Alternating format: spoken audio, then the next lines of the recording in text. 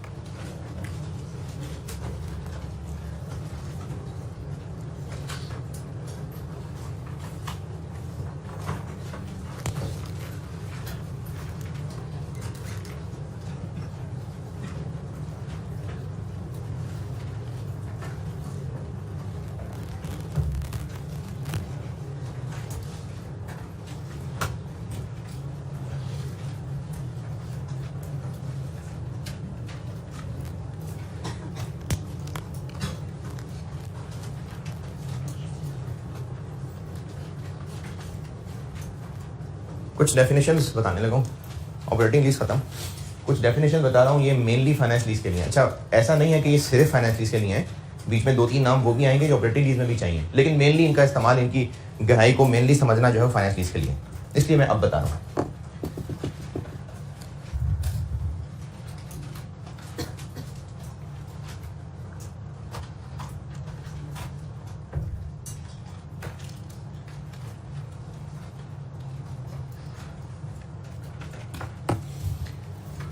Numbering करता जाता हूं ताकि याद रहे total. Lease term, lease term नाम से क्या लगता है? वो टाइम पीरियड, वो ड्यूरेशन जिसके लिए लीज की गई है, तो बिल्कुल ठीक है, ऐसे ही है। It is the non cancellable period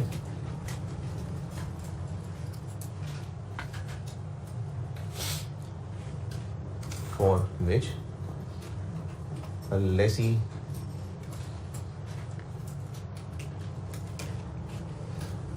has the right to use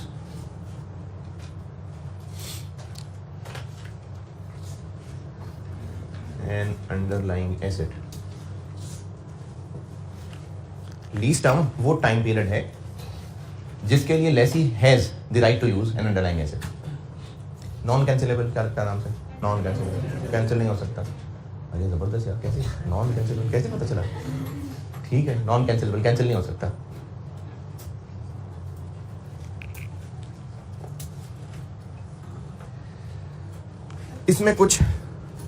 इसमें कुछ फिगर्स ने होना है प्लस।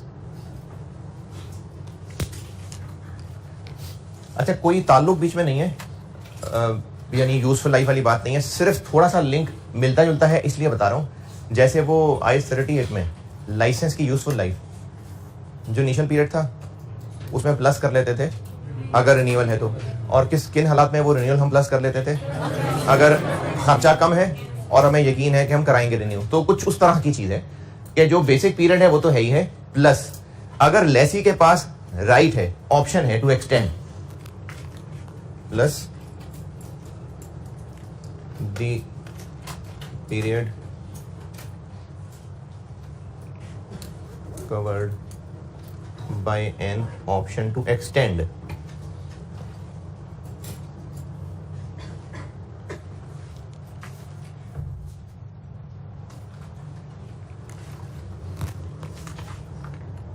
the lease, लेकिन ये सिर्फ उस सूरत में ऐड करना है अगर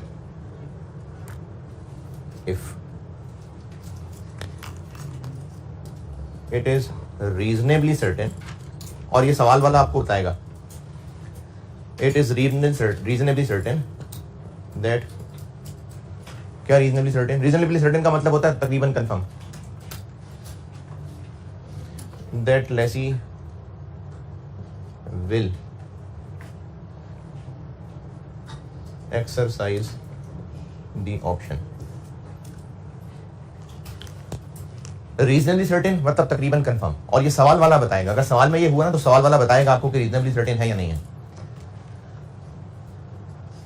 तो जो बेसिक पीरियड है वो तो है ही है, प्लस ऑप्शन में जितना पीरियड कवर्ड है वो भी शामिल हो जाएगा, लेकिन ये वाला प्लस सिर्फ तब करना है अगर तकरीबन कंफर्म है कि लेसी ये ऑप्शन एक्सरसाइज करेगा।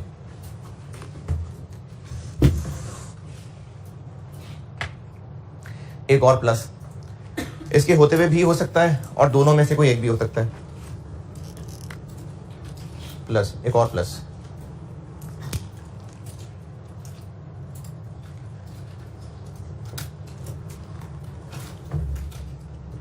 the period covered by an option to terminate lease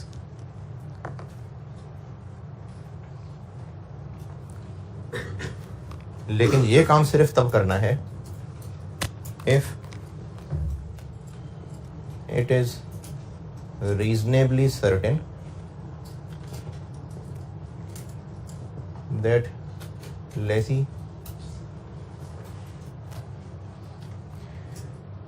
will not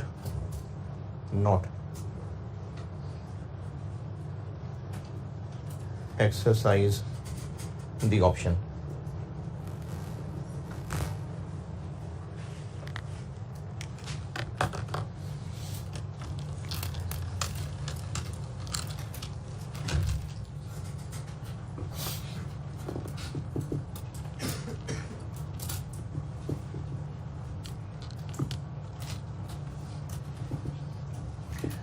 सवाल लिखेंगे।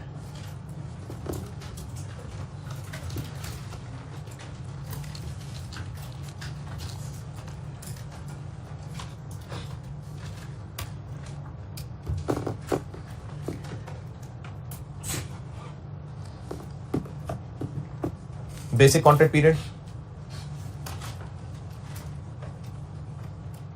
बेसिक कॉन्ट्रैक्ट पीरियड 4 years, 4 साल। However, it can be extended for further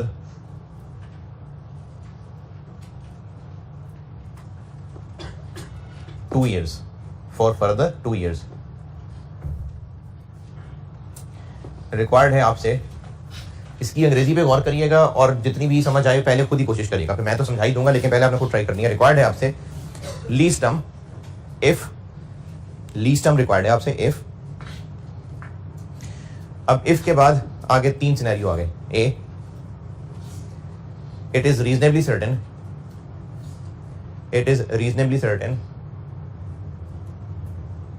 that lease will be extended,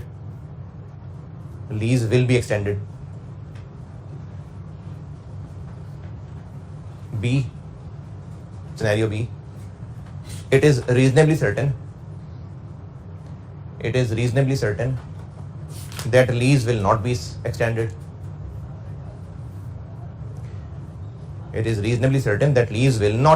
extended, और scenario C, there is uncertainty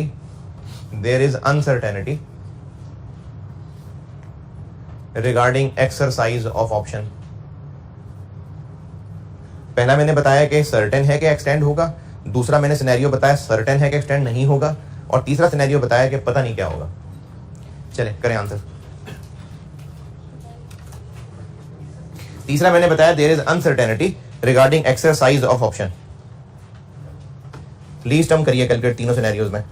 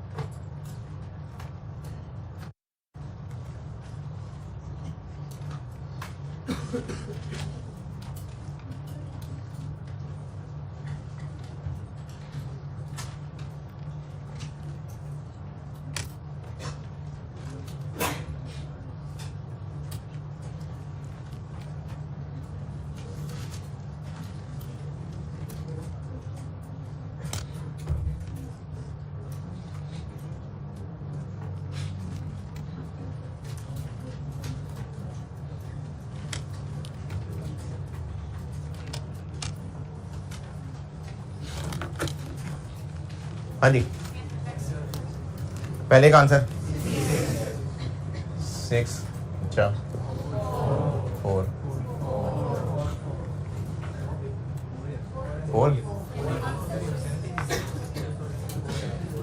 पहले में हमने 4 में plus करना था 2, अगर सर्टेन है कि एक्सटेंशन होगी तो हाँ है सर्टेन, इसलिए 2 ऐड हो जाएगा, और अगर सर्टेन नहीं है तो ऐड नहीं होगा।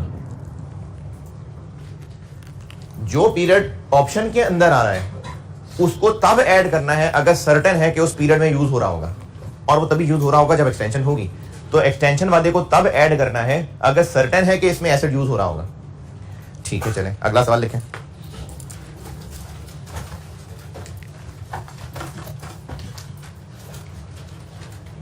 कॉन्ट्रैक्ट पीरियड 8 ईयर्स, 8 साल।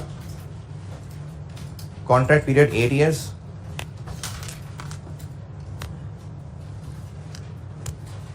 However, it can be terminated after 5 years. वैसे 8 साल है लेकिन इसको 5 साल बाद बस रोक सकते हैं। However, it can be terminated after 5 years. Required है आपसे least term if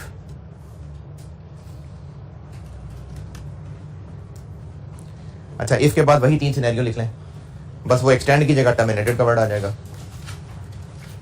एक मैंने कहा था it is reasonably certain that lease will be extended, तो अब आ जाएगा it is reasonably certain that lease will be terminated. B में मैंने लिखाया था it is reasonably certain that lease will not be extended, अब उसको कर लें lease will not be terminated. बस एक्सटेंडेड की जगह टर्मिनेटेड कर लें तो वही 3 सिनेरियो दोबारा बन गए। एक में रीजनेबली सर्टेन है कि टर्मिनेट होगा, एक में रीजनेबली सर्टेन है कि टर्मिनेट नहीं होगा, और तीसरे में अनसर्टेनिटी के पता नहीं क्या होगा।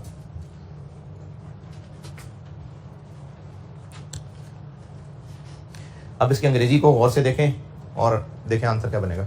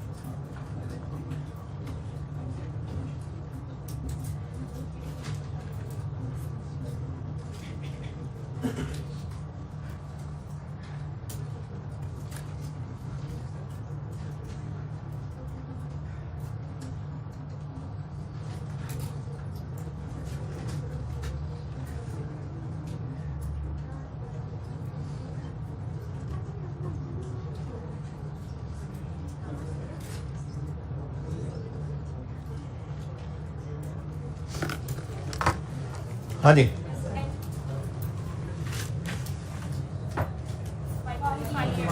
5। अच्छा ये क्या है एक बार, इस मिसाल में कितना,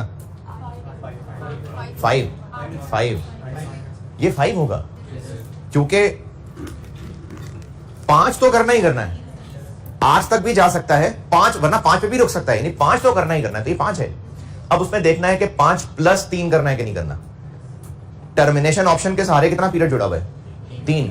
8 से पहले 5 पे रुका जा सकता है, तो ऑप्शन के साए में कितना है, 3 ना, तो ये 3 है। हमने 5 + 3 करना होगा या नहीं करना होगा, तो ये 3 है, ये 5 है। ये 5 और 3 वाली बात आई समझ, क्योंकि नॉन कैंसिलेबल तो 5 है ना, 5 तो पूरा करना ही करना है, तो 5 तो है। अब देखते हैं कि प्लस है कि नहीं है। पहला सिनेरियो रीजनली सर्टेन है कि टर्मिनेट करेगा, तो हमने तो 3 तब ऐड करना है अगर रीजनेबली सर्टेन हो के टर्मिनेट नहीं करेगा, तो पहले में चूंकि टर्मिनेट करने वाला है तो ऐड नहीं होगा। दूसरे में रीजनेबली सर्टेन है कि वो टर्मिनेट नहीं करेगा, हाँ अब करेंगे ऐड। तीसरे में करेंगे ऐड,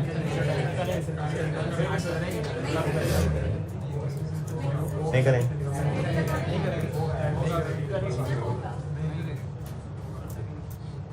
क्यों नहीं?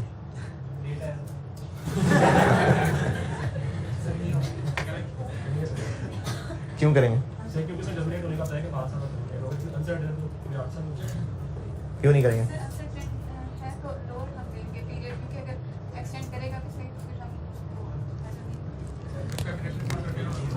हमने ये 3 सिर्फ तब शामिल करना है जब सर्टेन है कि वो टर्मिनेट नहीं करवाएगा, अदरवाइज शामिल नहीं करना है।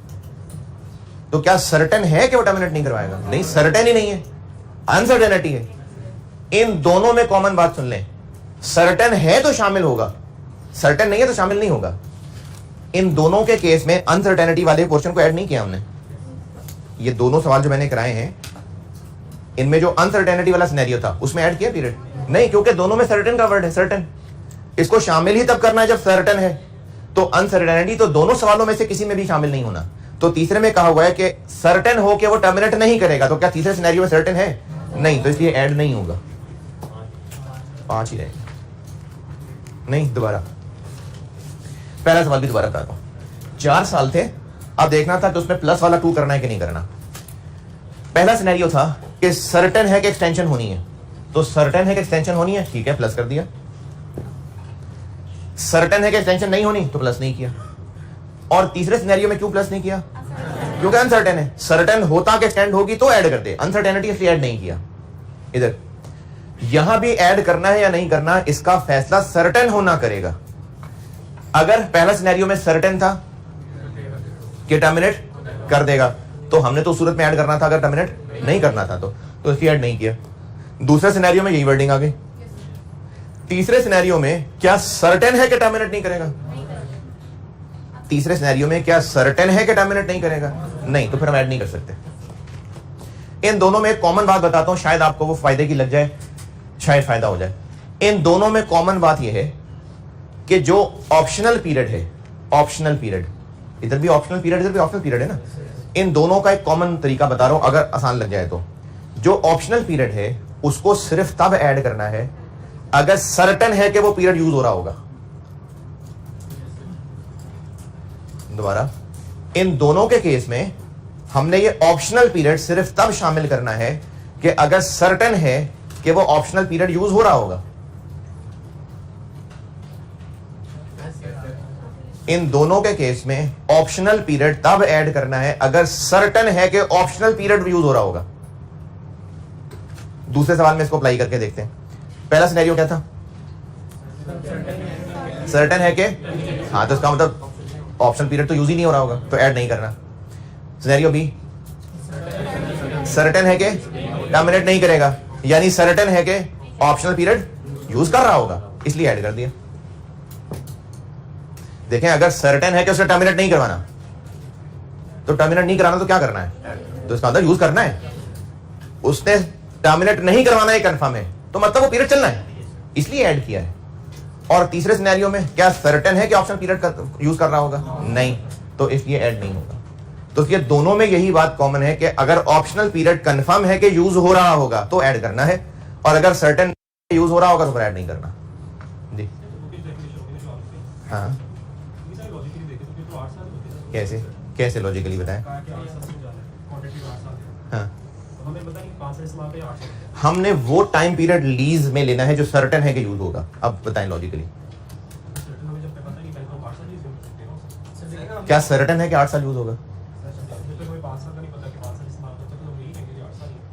क्या सर्टेन है कि वो 3 साल यूज हो रहे होंगे? अनसर्टेनिटी है, वर्ड ही बता रहा है कि क्या है अनसर्टेनिटी, के पता नहीं अगले 3 साल होंगे कि नहीं होंगे। देखें आप ना इसको सोच रहे हैं रिवर्स, आप सोच रहे हैं कि 8 साल है, 5 पे रोकना है कि नहीं रोकना, तो आप कह रहे हैं कि चूंकि पता नहीं 5 पे रोकना है कि नहीं रोकना, तो इसलिए आप पूरे 8 गिन रहे। नहीं, आप चले 5 + 3, आप कर रहे हैं 8 - 3, 5 + 3 पे चले। 5 तो है, +3 तब होगा जब कंफर्म है कि वो 3 यूज होने। आप रिवर्स सोच रहे हैं ना, इसलिए आपको लग रहा है कि जब 8 तो नहीं, माइनस तब करना है जब कंफर्म में माइनस होना है। आपने चलना है 5 + 3। देखो डेफिनेशन में नॉन कैंसिलेबल प्लस है, तो 5 तो है ही है, +3 सिर्फ उस सूरत में होगा जब कंफर्म है कि वो 3 साल यूज हो रहे होंगे। जी हाँ, तो कोई बात नहीं, इसमें आपके सिलेबस में नहीं है, लेकिन रीअसेसमेंट एक चीज है। आप इस लीज में से ना आपके सिलेबस में रीअसेसमेंट, मॉडिफिकेशन ये नहीं है, लेकिन जो आपने सवाल पूछा है वो रीअसेसमेंट हो सकती है, कल को चेंज हो सकता है, एस्टीमेट चेंज हो सकता है। नहीं नहीं नहीं, हमारा अंदाजा चेंज, जैसे डेप्रिसिएशन की यूजफुल लाइफ चेंज हुआ करती है। हाँ, तो यहाँ पर हमें कहीं खर्चा तो नहीं करना पड़ रहा कोई, यहाँ पर ऐसी खर्चे की तो बात ही कहीं नहीं हुई। यहाँ पर तो सिर्फ इतनी बात हुई है कि हमने टर्म कितनी रखनी है। तो अगर 2-4 साल बाद अंदाजा रिवाइज हो जाता है तो बस ठीक है, कैलकुलेशन ऑनवर्ड चेंज हो जाएगी, एस्टीमेट चेंज की तरह। लीज टर्म से रिलेटेड और सवाल? मेरी खामोशी है, कोई सवाल नहीं लीज टर्म का?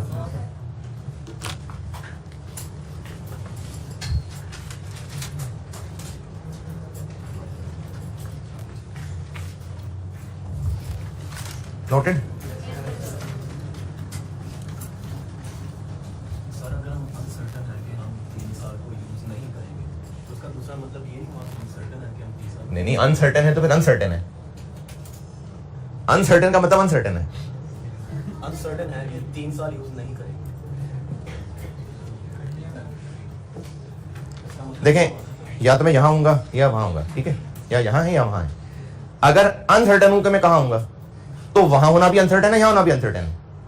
लेकिन अगर मैं सर्टेन हूं कि यहां हूं, तो अंडरस्टूड है कि मैं सर्टेन हूं कि वहां नहीं हूं।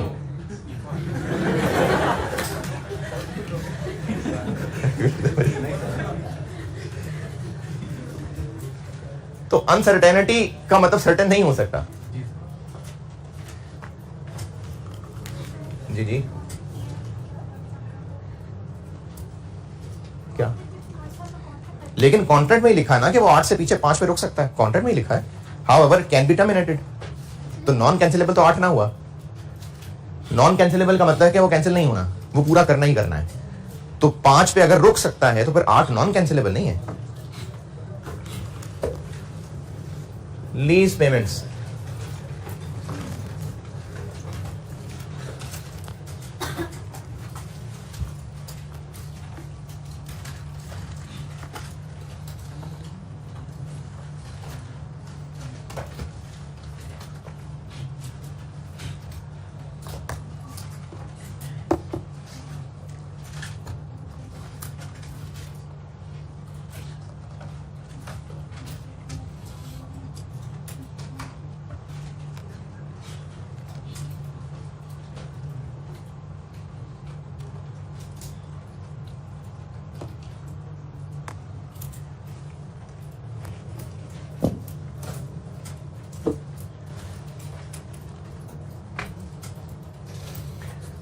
लीज पेमेंट्स नाम से क्या लगता है? जो लेसी ने पैसे देने हैं।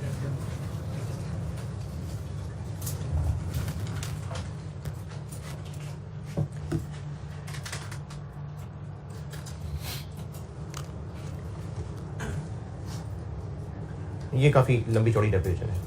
Lease payments are payments.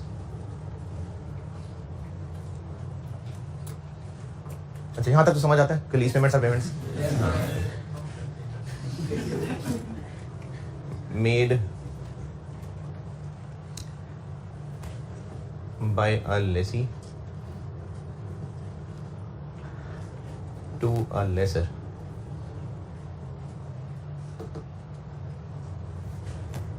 relating to the right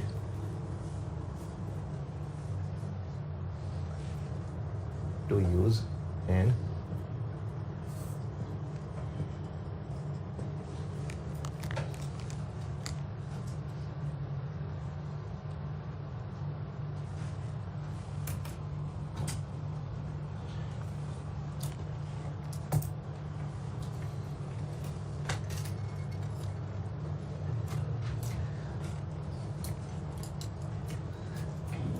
अच्छा, मैंने अब इसके नीचे पॉइंट्स लिखूंगा, वो सब लीज पेमेंट्स का हिस्सा है।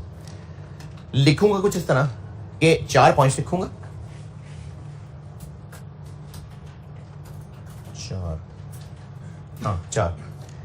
4 पॉइंट्स लिखूंगा और उन 4 को लिखने के बाद नीचे एक अलग लाइन लिखूंगा प्लस करके, यानी अगर याद करने के हवाले से बात करें तो 5 पॉइंट्स की बात कर रहे हैं। लेकिन चूंकि वो जो 5वां पॉइंट होगा वो ये नहीं होगा relating to the right to use, इसलिए उसको आईएस ने अलग लिखा हुआ है। लेकिन स्टूडेंट पॉइंट ऑफ व्यू से इतनी गहराई की जरूरत नहीं है, आप 5 चीजें याद रख लेना।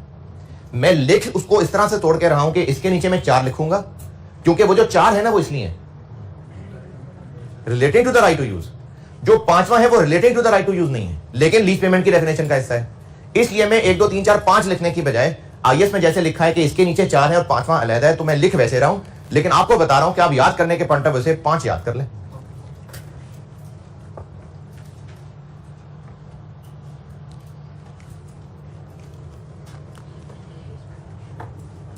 कंप्राइजिंग ऑफ, अब इस कंप्राइजिंग ऑफ के बाद 4 बातें आ गई। एक है fixed lease payments,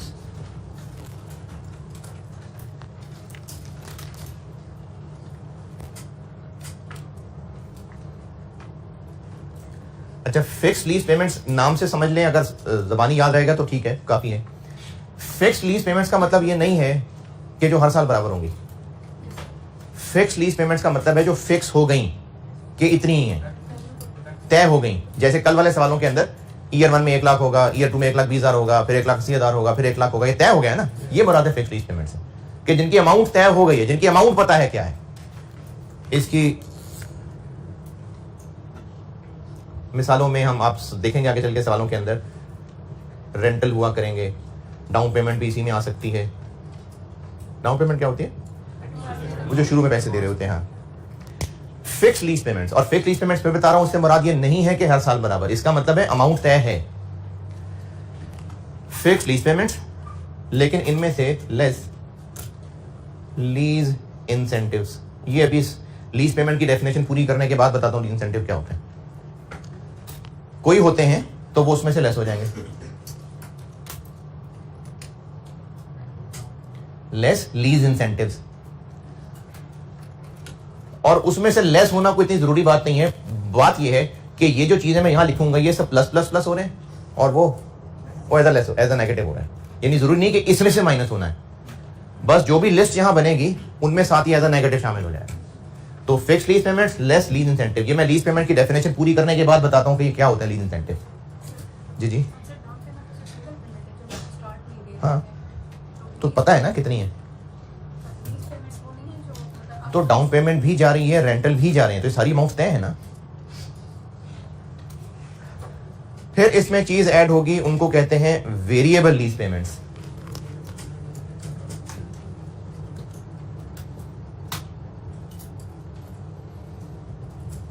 variable lease payments,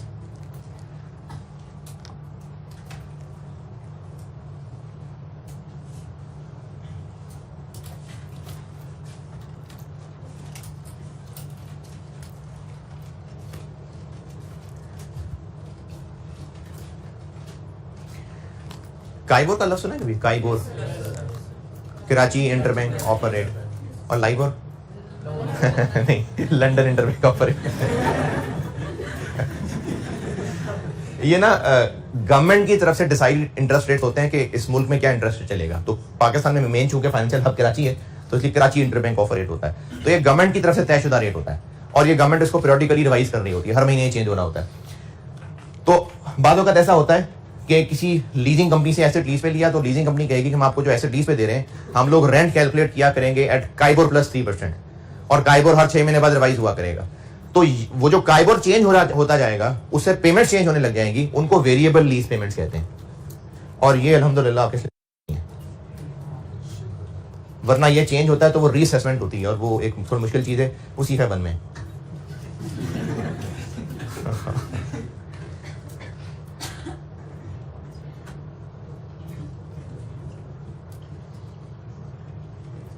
लिख मैंने इसलिए दिया है क्योंकि एमसीक्यू में ये सवाल बन सकता है कि लीज पेमेंट्स में क्या क्या शामिल हैं, तो इसलिए मैंने लिखा जरूर है वेरिएबल लीज पेमेंट्स। यानी आप ये याद जरूर रखें कि लीज पेमेंट्स का हिस्सा है, लेकिन सवालों में वेरिएबल लीज, ये काइबर शाइबर का सवाल आपको नहीं टेस्ट होंगे क्योंकि ये रीअसेसमेंट में चला जाता है, वो आपके स्कोप में नहीं है। Offer rate, Karachi interbank offer rate, ये गवर्नमेंट डिसाइड करती है और हर महीने चेंज हो रहा होता है।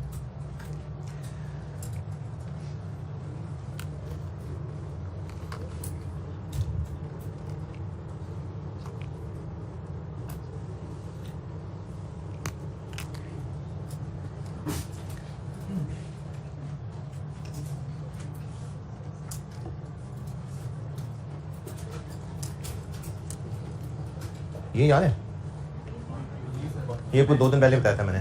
क्या बीपीओ बार्गेन परचेज ऑप्शन, क्या चीज थी ये कि लेसी के पास ऑप्शन थी कि वो एंड पे इतने पैसे दे और खरीद ले, और ये उतने पैसे थे जो उस वक्त की मार्केट वैल्यू से सस्ते थे। बार्गेन परचेज ऑप्शन कहते हैं इसको।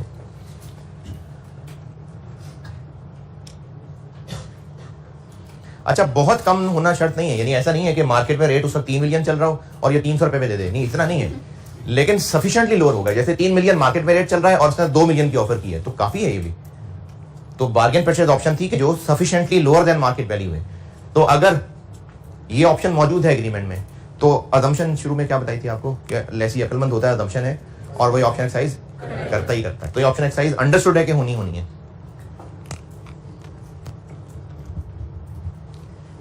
ये बात अंग्रेजी में लिख तो देता हूं मैं, लेकिन अंडरस्टूड है। If it is reasonably certain that lessee will exercise this option. अच्छा, ये लिस्ट बन क्या रही है, वो क्या रहा है? लीज पेमेंट्स वो पेमेंट्स हैं जो लेसी लेसर को दे रहा है। क्यों? क्योंकि उसने राइट टू यूज लिया है, ये उसी की वजह से पैसे दे रहा है। अच्छा, फाइनेंस लीज का देसी तरीका क्या था पहचानने का? कि सारे पैसे पूरे हो जाए। तो वो जो लेसी उसको डाउन पेमेंट दे रहा होगा, बाकी हर साल इंस्टॉलमेंट दे रहा होगा, हर महीने दे रहा होगा इंस्टॉलमेंट, प्लस एंड पे जाके ये पैसे भी दे रहा होगा, ये रेंटल के अलावा होगा ना, तो इसलिए ये भी पेमेंट में ऐड हो रहा है। और वेरिएबल लीज पेमेंट्स आपके स्कोप में नहीं है, लेकिन ये भी कुछ होती हैं, तो ये भी पेमेंट्स ही हैं, इसलिए ये भी ऐड हो रही होती हैं। और इसी लिस्ट में चौथी चीज,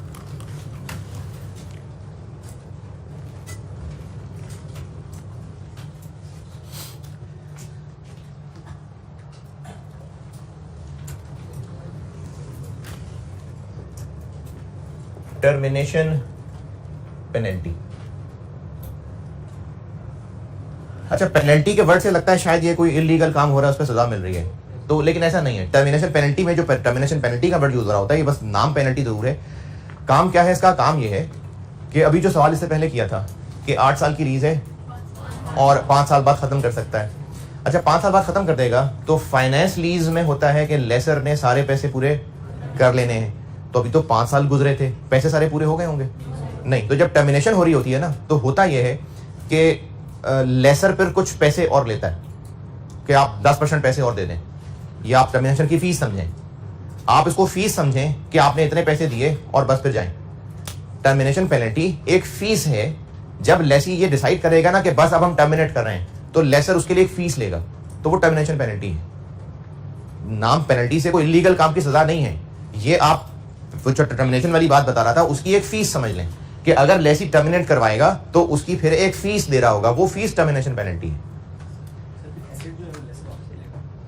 हाँ, क्योंकि टर्मिनेट हो रहा है ना, तो कह रहे बस ले जाए एसेट वापस, तो वापस ही हो रहा होगा। अच्छा, ये चीज भी पेमेंट है, ये किस सूरत में शामिल करनी है, किस सूरत में ऐड करनी है? If it is reasonably certain कि वो ये खरीदेगा, इसलिए तब ऐड करनी है। टर्मिनेशन पेनल्टी लाजमी पे होती है नहीं, तो फिर इसमें भी हमें इस तरह की अंग्रेजी लिखनी पड़ेगी। क्या लिखें अंग्रेजी? If it is reasonably certain है कि टर्मिनेट करवाएं। होना तो ऐसे चाहिए, लेकिन नहीं, ऐसा नहीं, कुछ और है। अच्छा, पहले बात दोबारा सुने, क्या कह रहा हूं मैं? ये पेमेंट्स तो तय हो गई, ये तो देनी है, और लेसी जो पेमेंट्स लेसर को कर रहा है वो लीज पेमेंट्स हैं, ये तो वो कर ही रहा होगा, ये लाजमी करेगा, ये तो उसी सूरत में करेगा जब ऑप्शन एक्सरसाइज करे। तो इसीलिए कह दिया ये तब ऐड करनी है if it is reasonably certain के लेसी ऑप्शन एक्सरसाइज करेगा।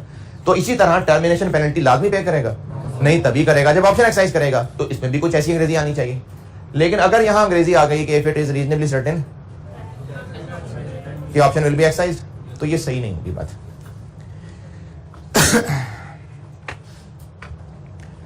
अभी जो सवाल किया था उसमें दूसरे वाले सवाल पे आए।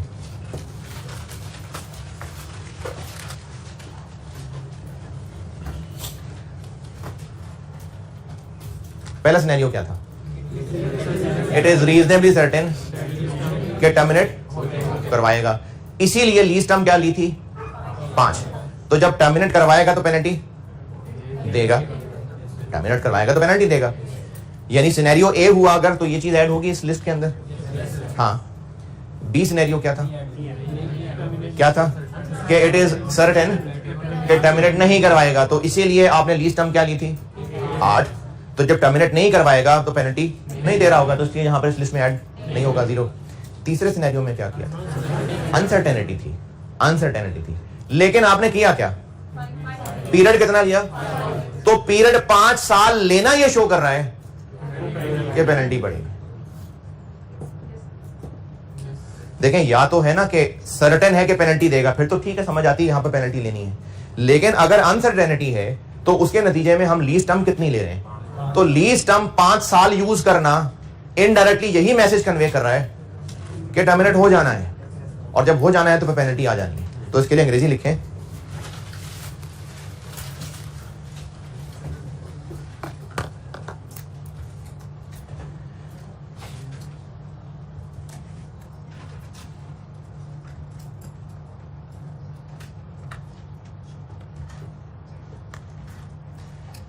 इफ के बाद लिखें, इफ लिखा है ना, इफ के बाद लिखें if the lease term, if the lease term reflects, if the lease term reflects the Lesi exercising an option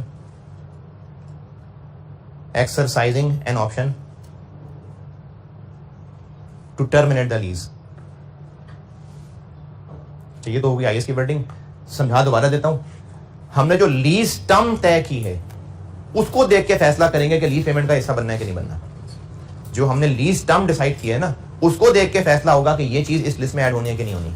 अगर हमने लीज टर्म गिनते हुए टर्मिनेशन पीरियड को शामिल किया है, यानी +3 किया है, तो पेनल्टी नहीं आएगी, और अगर तो +3 नहीं किया तो पेनल्टी आएगी। ये मतलब है इस लाइन का। ये चारों पॉइंट्स इसके अंदर है, कंप्राइजिंग ऑफ। ये इस कंप्राइजिंग ऑफ के नीचे वाली बात चल रही थी, क्योंकि ये सब वो हैं जिनका ताल्लुक एसेट की राइट टू यूज से है।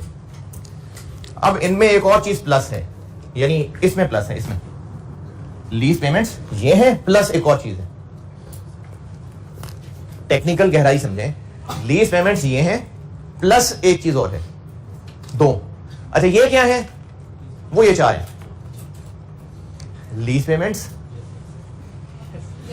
ये इसलिए इतना गहरा समझा रहा हूं क्योंकि एमसीक्यू में पूछा जा सकता है कि lease payments relating to the right of use में क्या शामिल है। अब जो मैं 5वीं चीज लिखूंगा वो उसमें शामिल नहीं है। ठीक है, इतना इसलिए इतना गहरा बता रहा हूं, वरना मैं इतने सिंपली आपको ये कह दूं कि 5 पॉइंट्स हैं, लेकिन मैं एमसीक्यू की वजह से आपको इतना फर्क गहरा बता रहा हूं कि ये जो payments relating to the right to use है वो ये 4 हैं।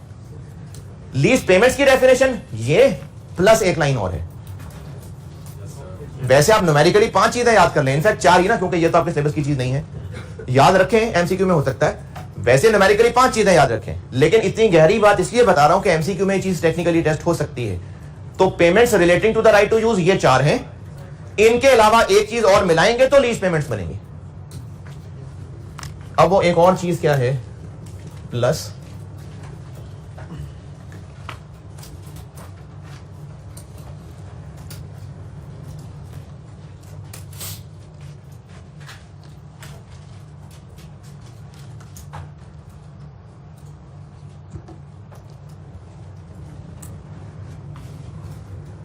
any residual value guarantee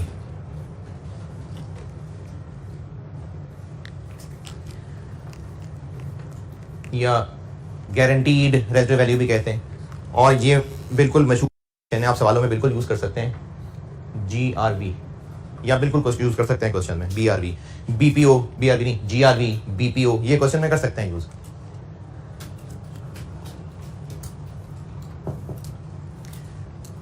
ये तो मैं सेंटेंस लिख रहा था ना, रेजिडुअल वैल्यू गारंटी का, आगे कुछ सेंटेंस पूरा करूंगा, इसलिए रेजिडुअल वैल्यू गारंटी कहा है, अदरवाइज इसको एज अ नाउन कहेंगे गारंटीड रेजिडुअल वैल्यू, तो इसलिए GRV। वो तो सेंटेंस चल रहा था इसलिए लिखा हुआ है plus any residual value guarantee provided to lessor. अच्छा, इसकी कहानी समझिए, होता क्या है। फाइनेंस लीज देसी डेफिनेशन, खर्चा पूरा करना है। अगर एसेट लेसर ने खरीदा जो कि उसको कॉस्ट किया 2 लाख का, और एंड पे ओनरशिप लेसी को ट्रांसफर हो जाएगी। हमने ना रेंटल कैलकुलेशन सीखनी है अभी मैं रफ बता रहा हूं बस। लेसर ने 2 लाख का एसेट खरीदा और ये एसेट लेसी ही को ट्रांसफर हो जाएगा एंड पे, तो लेसर लेसी से जो रेंटल्स लेगा वो 2 लाख प्लस इंटरेस्ट लेगा, क्योंकि उसने 2 लाख सारा का सारा पूरा करना है।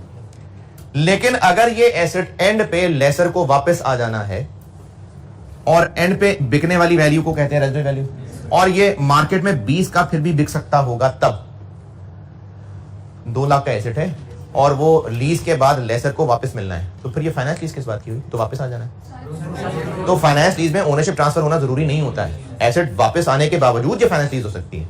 तो अगर ये इसको बाद में वापस मिल जाना है और उम्मीद है कि 20,000 का बिक जाएगा, तो फिर इंसाफ की बात यह है कि इसको लेसी से कितने पैसे पूरे करने चाहिए, 180 प्लस इंटरेस्ट। आल्दो के टेक्निकली इट इज नॉट 180, वो मैं कैलकुलेशंस में जाऊंगा, 20 की भी पीवी दी जाती है, लेकिन मैं अभी आपको बात समझा रहा हूं कि अब वो 2 लाख पूरे नहीं कर रहा होगा, वो 180 प्लस इंटरेस्ट कर रहा होगा।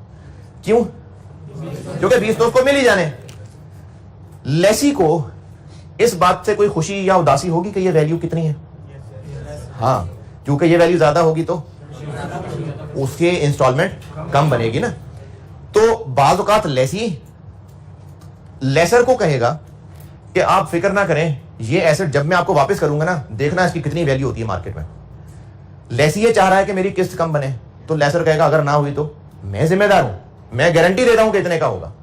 तो अब लेसी ने जब गारंटी कर दिया लेसर को कि ये एसेट इतने का ही एंड पे होगा, तो ये है residual value guarantee provided to lessor by lessee. अच्छा, लेसी को क्या फायदा हुआ? और अगर एंड पे जाके ये मार्केट में 25 का बिक गया, तो वो ऊपर वाले 5 लेसी को दे देगा? नहीं, बस ठीक है, बिक गया 25 का। और अगर 18 का बिका, तो लेसी 2 अपनी जेब से देगा, क्योंकि लेसी ने उसको गारंटी किया था कि ये 20 का बिकेगा। ये होती है गारंटीड रेजिडुअल वैल्यू। अब ये गारंटी उसको लेसी भी दे सकता है, लेसी का कोई जानने वाला भी दे सकता है, और कोई और तीसरा भी दे सकता है गारंटी। उस तीसरे का क्या इंटरेस्ट हो सकता है? हो सकता है कोई इंश्योरेंस कंपनी हो सकता है जो कंपनी वो गाड़ियां बनाती हो, जो गाड़ी लीज पे दी जा रही है, वो कंपनी हो सकता है लेसर को कह दे खुल के मेरी गाड़ियां तुम लीज पे दो, बात की फिक्र ना करना, मैं जिम्मेदार हूं, ये बिकेगी। तो वो कोई थर्ड पार्टी भी गारंटी कर सकती है, और any third party unrelated to laser.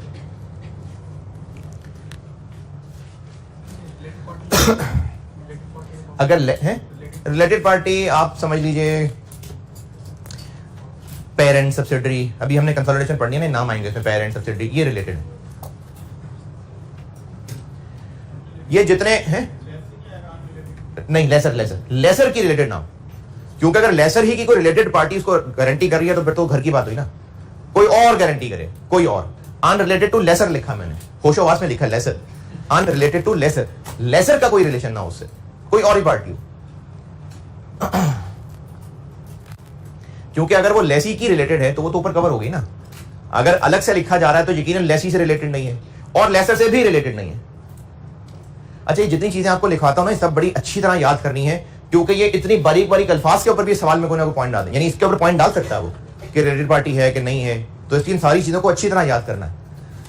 तो इस पॉइंट के लिखने के बाद अगर न्यूमेरिकली याद रखने की बात हो तो 5 पॉइंट्स हैं, लेकिन lease payments relating to right to use में टेक्निकली ये 4 चीजें हैं। ये एक अलग चीज है, ये मैंने इसलिए बात बताई है कि एमसीक्यू में इस तरह पूछा जा सकता है। वैसे न्यूमेरिकल सवाल के पॉइंट ऑफ व्यू से ये सारा कुछ लीज पेमेंट का हिस्सा है। चलिए इसका एक सवाल देख लेते हैं। हाँ जी, हाँ जी, देखें, अगर वो लेसी से रिलेटेड होती, अगर कोई कहे जी यहां पर अनरिलेटेड टू लेसी तो नहीं लिखा, तो अगर वो लेसी से रिलेटेड होती तो उसमें कवर हो जाती। अगर अलग से लिखा जा रहा है इसका मतलब लेसी से रिलेटेड नहीं है और लेसर से भी रिलेटेड नहीं है। ये नोटेड जी। हाँ, तो जिसने गारंटी दी है वो उसको पूरा करके देगा। देखें, लेसर को गारंटी मिल गई, गारंटी प्रोवाइडेड टू लेसर। अब इससे लेसर को क्या यकीन हो गया कि 20 से कम का नहीं बिकता मेरा एसेट, क्योंकि अगर कम बिका तो जिसने कहा होगा वो अपनी जेब से पूरे कर देगा। तो लेसर को कम से कम तसल्ली है कि 20 से कम का नहीं बिकेगा।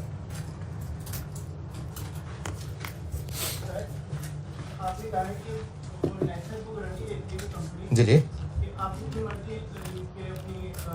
मैं ये मिसाल और वाज़ेह कर देता हूं ताकि आपको क्वेश्चन पूछने में आसानी हो। ये जो गाड़ियों के मशहूर नाम हैं, टोयोटा, होंडा, सुजुकी, ये बड़ी बड़ी मशहूर कंपनीज हैं। बैंक्स इनकी गाड़ियों को लीज पे दे देते होते हैं बेफिक्र होके। क्यों? क्योंकि अगर लेसी कल को डिफॉल्ट कर गया है तो गाड़ी उठा लेंगे और सेल कर देंगे। तो चूंकि मशहूर कंपनीज हैं तो सेल हो जाएंगी, कंफर्टेबल होते हैं बैंक्स लीज करने में। अगर कोई नई कंपनी आती है गाड़ियों वाली, उसकी अभी कोई मार्केट ही नहीं है, तो बैंक वाले उसकी लीज करने से डरेंगे, क्योंकि बैंक को लगेगा कि कल को अगर हमारा काम कैंसिल हुआ तो हम कहां बेचेंगे जाके, तो उस कंपनी की गाड़ियों की सेल रुक जाएगी। वरना लीज के जरिए बड़ी बड़ी सेल्स होती हैं, जो कि सब तो नहीं खरीद सकते, लीज कराते हैं तो गाड़ियां कंपनी की बिकती हैं। तो हो सकता है वो कंपनी बैंक को कहे कि आपने ना लीज करनी है, आपको एंड की वैल्यू की फिक्र है, कोई बात नहीं, मेरी तरफ से गारंटी इतने की बिक जाएगी। तो वो जो कंपनी बैंक को गारंटी कर रही है तो वो कंपनी रिलेटेड तो नहीं है। तो इसकी वो मिसाल दी थी मैंने। अब आप सवाल दोबारा पूछिएगा है तो सवाल लिखें इसके लिए।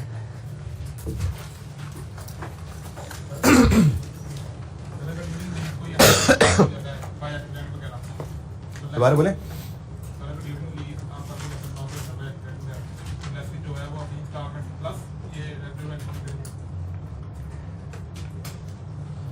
अगर लेसीज को इस्तेमाल कर रहा था, हाँ,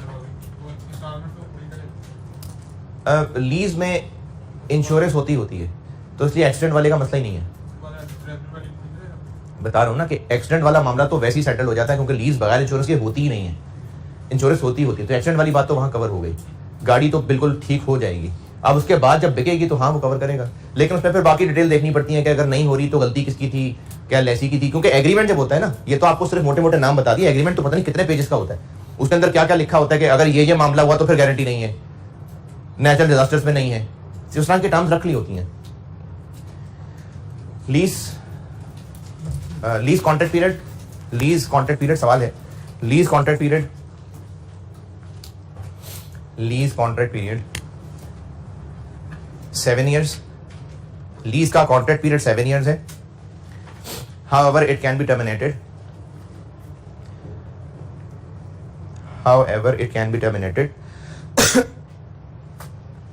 after 5 years.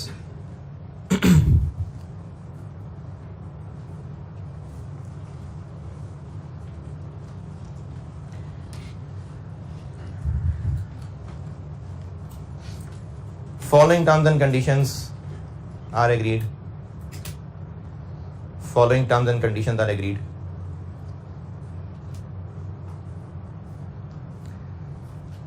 Number 1, अब ये फॉलोइंग लिखवा रहा हूं, following terms and conditions are agreed में। अब पहली बात number 1, down payment 30,000, 30,000। Next, annual rental या एनुअल इंस्टॉलमेंट। रेंटल इंस्टॉलमेंट एक ही बात है, कभी लीज रेंटल लिखा होगा, कभी लीज इंस्टॉलमेंट लिखी होगी, एक ही बात है।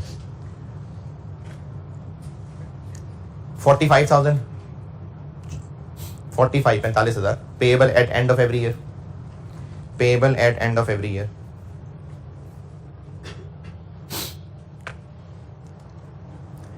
नेक्स्ट यानी थर्ड,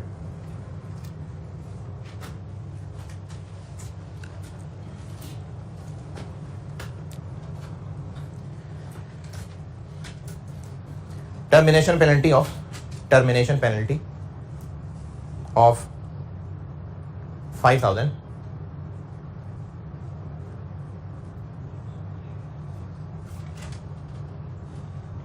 बल्कि ठीक है, हाँ बस ठीक है, इसके आगे क्या अंडरस्टूड है कि टर्मिनेट करवाएगा तो ही देगा। Termination penalty 5,000, termination penalty 5,000।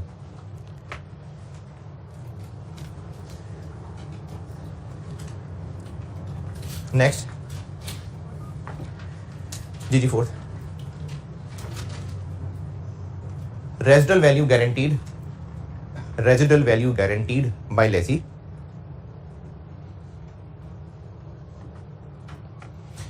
Value guaranteed by Lesi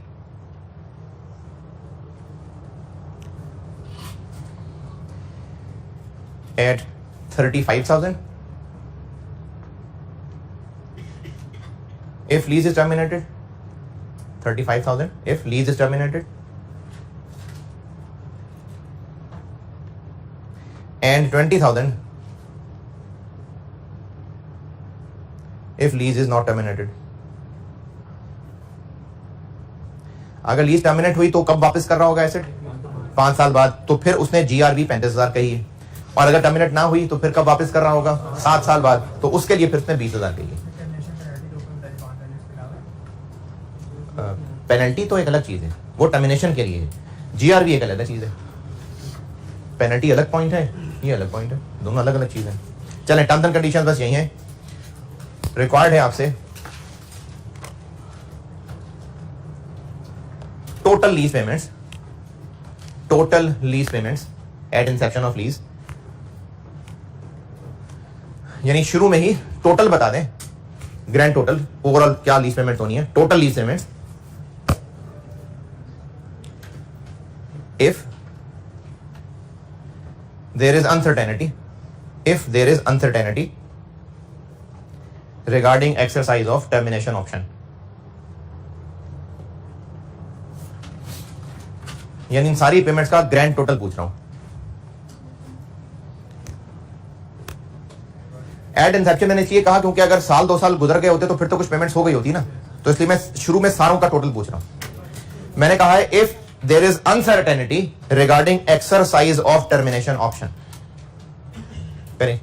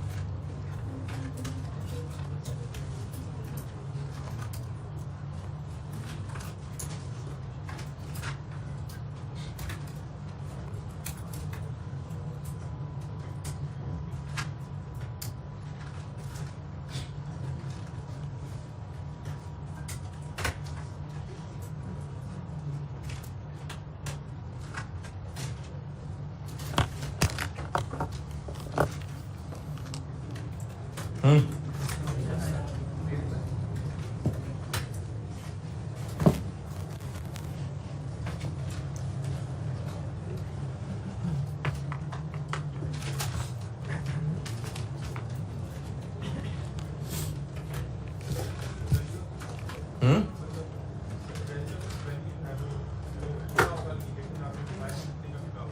क्या करना है बता करके? लीज पेमेंट्स में क्या शामिल है? जीआरपी बस। तो एंड पे कितने का बिका, कितने का मर्जी बिका? मैंने तो लीज पेमेंट्स पूछी हैं। हाँ जी, डाउन पेमेंट 30,000। अच्छा, आपको मैंने कहा कि अनसर्टेनिटी है, तो इसका मतलब लीज टर्म हम लेंगे 5 साल, 7 नहीं 5 लेंगे। तो जब लीज टर्म 5 साल लेंगे तो ये जो एनुअल रेंटल है वो भी फिर 5 ही है।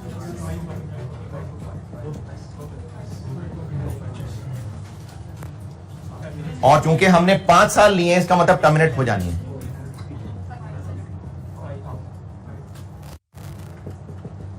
और चूंकि हमने 5 साल लिए हैं तो जीआरवी भी वो 5 साल वाली चलेगी।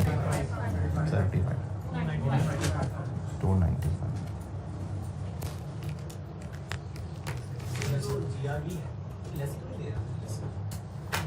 हम लोग बुक्स ऑफ लेसर पढ़ रहे हैं, books of lessee, books of lessor पढ़ रहे हैं। तो बुक्स ऑफ लेसर यानी लेसर की नजर से उसको जीआरवी मिल रही है बस, चाहे जो मर्जी गारंटी करें, लेसर को तो मिल रही है ना गारंटी। हम लेसर की बात कर रहे हैं। जब बुक्स ऑफ लेसी पढ़ेंगे ना तो ये चीज चेंज हो जाएगी। अभी लेसर की नजर से देखें तो उसको बस मिल रही है गारंटी, जो मर्जी रहे। 295। अच्छा, क्या आगे चल के सवाल में हमें ऐसी टोटल करना होगा? नहीं, मैं आपको सिर्फ ये चीज देखना चाह रहा था कि आप कितने साल लेते हैं और जीआरवी कौन सी लेते हैं, बस ये चीज चेक करनी थी। इनमें से किसी फिगर पे एतराज? लीज पेमेंट्स की डेफिनेशन में लीज इंसेंटिव समझ लें क्या होते हैं। ये है क्या, किधर कौन है? क्या डाउन पेमेंट होती क्या है? शुरू में कुछ एडवांस पैसे जमा करा देते हैं।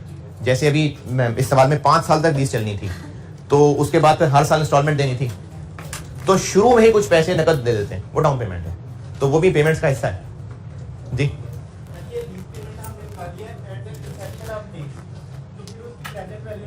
मैंने भी नहीं सिखाई ना, मैंने भी नहीं सिखाई। लीज पेमेंट्स कही है बस, प्रेजेंट वैल्यू करने को नहीं कहा, सिर्फ लीज पेमेंट्स पूछी थी।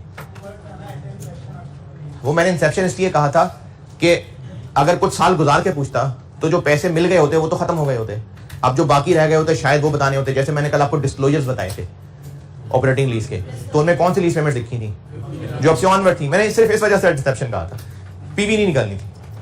लीज पेमेंट्स पीवी नहीं है, लीज पेमेंट्स की पीवी एक अलग काम होता है। Lease payments mean amount of payments बस। लीज इंसेंटिव समझ लो, ये लिखा था लीज इंसेंटिव कि ये क्या होता है। लीज पेमेंट्स की डेफिनेशन यही है, पूरी हो गई। और लीज इंसेंटिव इसके नीचे लिख लें कि लीज इंसेंटिव क्या होता है।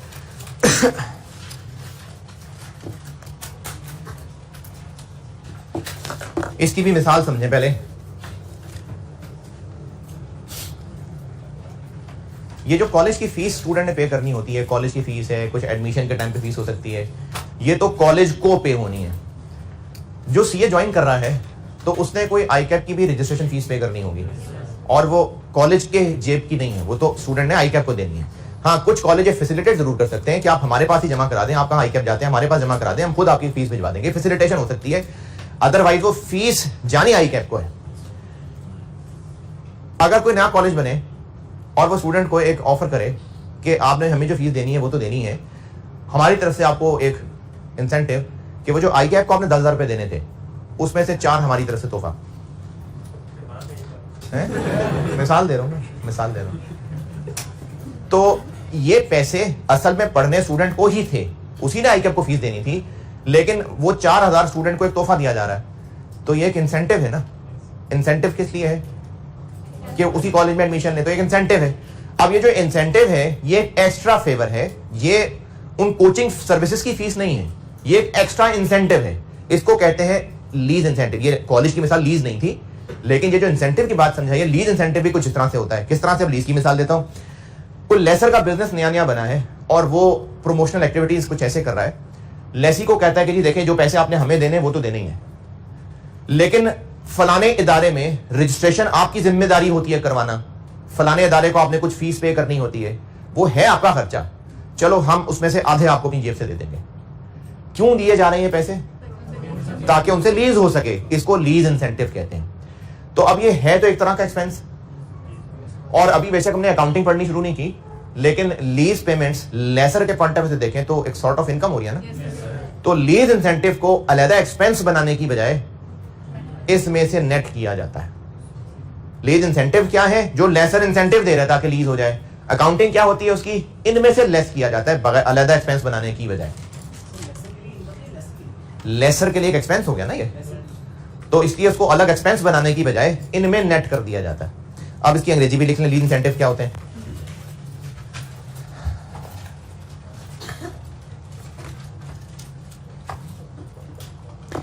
Payments made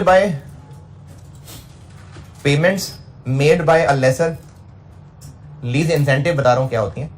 payments made by a lessor to a lessee associated with a lease, यानी लेसर लेसी को पैसे ही दे दे कि जाओ ये पेमेंट कर देना, रख लो पैसे, ये चार्जेस फलाने दे देना। Payments made by a lessor to a lessee associated with a lease, और इंग्लिश वाला और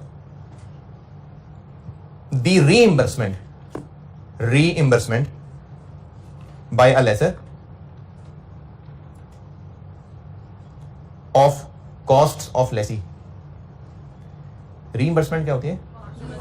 कि पहले कोई खर्चा कर ले, उसको बाद में फिर reimburse कर दे, तो है कॉस्ट ऑफ लेसी। अंग्रेजी दोबारा सुन लें, लीज इंसेंटिव्स क्या होती हैं? लीज इंसेंटिव्स होती हैं payments made by a lessor associated with a lease, और reimbursement by a lessor of costs of a lessee. या तो लेसर उसको शुरू में पैसे ही दे दे कि जाओ अपने पास से पैसे और मिलाना और फलाने चार्जेस दे देना, या फिर कहे कि चार्जेस तुम पहले दे आओ, रसीद दिखाना, फिर हम तुम्हें 4,000 रुपए रीइंबर्स कर देंगे। तो इन एनी केस ये लेसर कोई खर्चा पड़ रहा है, इसको लीज इंसेंटिव कहते हैं।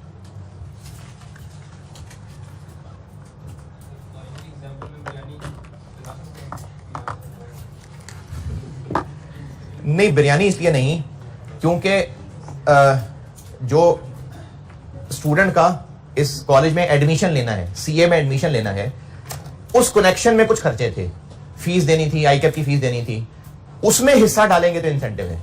वैसे रोटी पानी दे रहे हैं तो वैसे चलो इकराम हो गया, लेकिन वो इंसेंटिव नहीं है।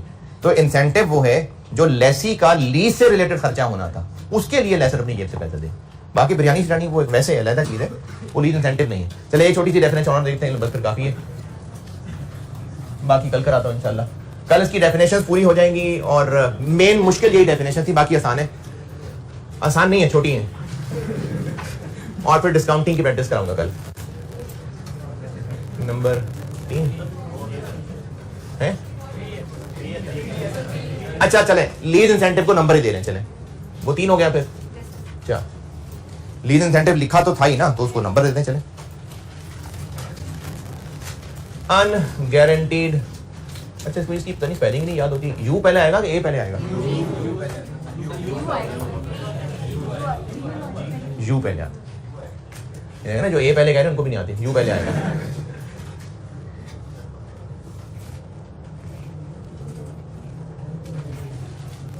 और इसके लिए ये भी मशहूर एब्रीविएशन आप यूज कर सकते हैं, यूजीआरवी, अनगारंटीड आरवी। और इसकी डेफिनेशन क्या, एक फार्मूला ही है, और वो फार्मूला ये है कि लेसर को किसी ने गारंटी किया था कि 35 का बिकेगा, ये हो गई जीआरवी। लेकिन लेसर का दिल कहता है कि नहीं 40 का तो बिक जाएगा, तो 35 हो गई जीआरवी और 5 हो गई जीआरवी। यानी जितने की टोटल बिकने की उम्मीद है, टोटल एक्सपेक्टेड आरवी, उसमें से माइनस करते हैं अगर जीआरवी, तो बाकी होती है यूजीआरवी।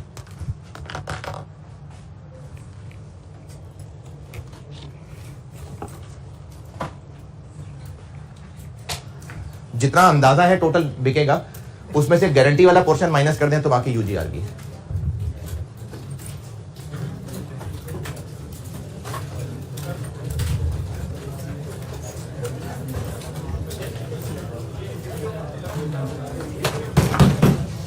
क्या क्या?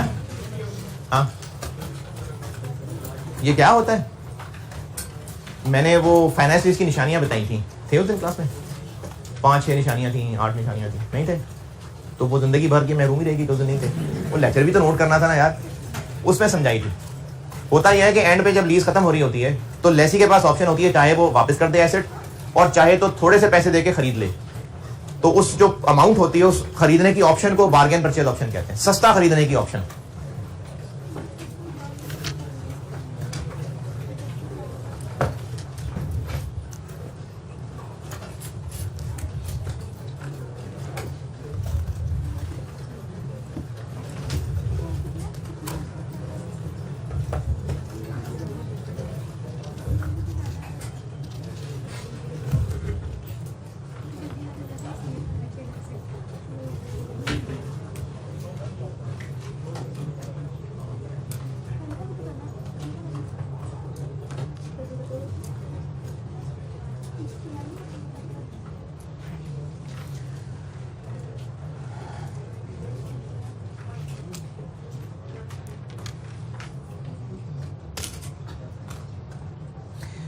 अच्छा, ये एक ना जो हदीस जहाँ से शुरू कर रहा हूँ आज, ये एक फिल्टर है, एक टेस्ट है, और ये टेस्ट एप्लीकेबल ही तब है जब दिल में ईमान है, वरना फिर ये टेस्ट एप्लीकेबल नहीं है।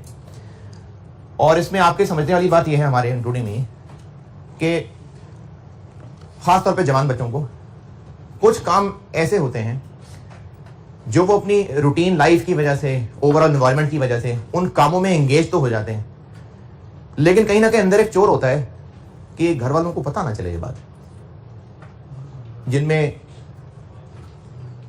सिगरेट पीना और वो जो है जस्ट फ्रेंड्स हैं और वो ऐसी कोई बात नहीं है, हम बस फ्रेंड्स हैं, वो भी शामिल है किसी भी दर्जे में, ये चीज़ भी शामिल हो गई। फिर इसके अलावा कहीं उन्हीं फ्रेंड्स के साथ कहीं जाना या वैसे दोस्तों के साथ कहीं जाना, बाहर बैठ के खाना खाना, ये मिसालें हैं। या अब तो खैर इतना रिवाज नहीं रह गया कोरोना के बाद से, लेकिन दोस्तों के साथ मूवी देखने सिनेमा चले जाना या किसी दोस्त के घर इकट्ठे होकर वहाँ फिल्म देखना। अच्छा, वो क्या फिल्म देखनी है वो भी दोस्तों के हिसाब से वहाँ प्लान होना। ये सब वो एक्टिविटीज़ हैं जिनमें अगर आप अपने अंदर से पूछेंगे तो कहीं ना कहीं एक हिचकिचाहट होगी कि घर वालों को पता ना चल जाए। इस तरह के बहुत सारे कामों के बारे में इंसान को एक तसल्ली चाहिए होती है कि भाई ये गुनाह तो नहीं है, ये हराम तो नहीं है ना, तो कहाँ लिखा हराम, ये कहाँ लिखा हराम है, इससे क्या होता है, कुछ नहीं होता। तो एक छोटा सा टेस्ट है, मसनद अहमद में है 22159, सईद अबू उमामा रज़ियल्लाहु तआला अन्हु से रिवायत है कि वो कहते हैं एक शख्स ने नबी अकरम सल्लल्लाहु अलैहि वसल्लम से पूछा कि गुनाह क्या है। अब उसका एक टेस्ट, छोटा सा टेस्ट बता रहे हैं आप सल्लल्लाहु अलैहि वसल्लम ने फरमाया, जब तुम्हारे दिल में किसी चीज़ के बारे में खटक पैदा हो तो उसको छोड़ दो। जब तुम्हारे दिल में किसी चीज़ के बारे में खटक पैदा हो तो उसको छोड़ दो। और ये सब ने अपने आप से खुद ही अंदाजा करना होता है। और ये जो मैं आपको मिसालें बता रहा था ना, अगर दिल से पूछेंगे ना तो खटक हो रही होती है, कहीं ना कुछ होता है कि नहीं, कुछ पता ना चल जाए किसी को। क्यों पता ना चल जाए भाई, कुछ गड़बड़ है तो ना पता चल जाए ना। उसने पूछा तो ईमान क्या है, आप सल्लल्लाहु अलैहि वसल्लम ने फरमाया, जब तुम्हें अपनी बुराई लगे और अपनी नेकी अच्छी लगे तो तुम मोमिन हो। यानी जब दिल में इतना फिल्टर मौजूद है कि अच्छाई को पहचान पा रहे हैं, अपने अंदर बुराई है तो शर्मिंदगी के अंदर फील हो रही है, तो इसका अंदर ईमान अंदर है। अच्छा, जन्नत का वादा मुसलमान से नहीं है, जन्नत का वादा मुसलमान से नहीं है, मोमिन से। ईमान शर्त है जन्नत की, इस्लाम शर्त नहीं है, ईमान है। इस्लाम एक ज़ाहिरी शक्ल होती है, अंदर ईमान होना जरूरी है, दिल के अंदर ईमान होना चाहिए। और ज़ाहिरी मुसलमान तो मुनाफिक भी होते थे, तो इसलिए ईमान शर्त है। तो अगर दिल में ये फिल्टर मौजूद है ना, तो ये इसका मतलब है कि अच्छी बात है। और इसी की कंटिन्यूटी में एक और हदीस मुस्लिम 6516 सैयदना नवास बिन समान अंसारी रज़ियल्लाहु तआला अन्हु से रिवायत है कि मैंने रसूल सल्लल्लाहु अलैहि वसल्लम से नेकी और गुनाह के बारे में सवाल किया, तो आप सल्लल्लाहु अलैहि वसल्लम ने फरमाया, नेकी अच्छे अखलाक का नाम है। अच्छा, अच्छे अखलाक क्या होते हैं? अच्छा बर्ताव, मामलात। और दीन के अंदर जितनी भी नेकियां हैं, इबादत के अलावा जितनी भी नेकियां हैं, वो सब कहीं ना कहीं अच्छे अखलाक में कवर हो जाती हैं। अगर किसी के अखलाक अच्छे हो ना तो मेजॉरिटी नेकियां कवर हो जाएंगी। जैसे अगर मुझसे कोई पूछे, सर अच्छा स्टूडेंट कौन है या पास होने के लिए क्या शर्त है, मैं कहूंगा बस रेगुलर हो जाओ, क्लासेस में रेगुलर हो जाओ। अब क्लासेस में रेगुलर हो जाओ बहुत जामे निशानी है। जाहिर है क्लासेस में रेगुलर होगा तो पढ़ाई भी किया करेगा, टीचर का होमवर्क कहना पूछना उसको फर्क पड़ा करेगा, टेस्ट देना ना देना फर्क पड़ा करेगा। तो मैंने सिर्फ इतना कहा रेगुलर हो जाओ, तो फिर बहुत जामे जुमला हो गया ये। तो इसी तरह आप सल्लल्लाहु अलैहि वसल्लम फरमा रहे हैं, अच्छा अखलाक का नाम है नेकी। तो जो अच्छे अखलाक कर रहा होगा, मेजॉरिटी नेकियां उसके अंदर कवर हो चुकी होंगी। तो नेकी अच्छे अखलाक का नाम है। और गुनाह वो है जो तेरे दिल में खटके और तुझे ये नागवार हो, यानी अच्छा ना लगे कि लोग इससे बाखबर हों। यानी जिन चीज़ों से अंदर शर्मिंदगी हो रही है ना कि नहीं ये नहीं पता चलना चाहिए लोगों को, तो कुछ गड़बड़ है। कल मुलाकात होगी इंशाअल्लाह।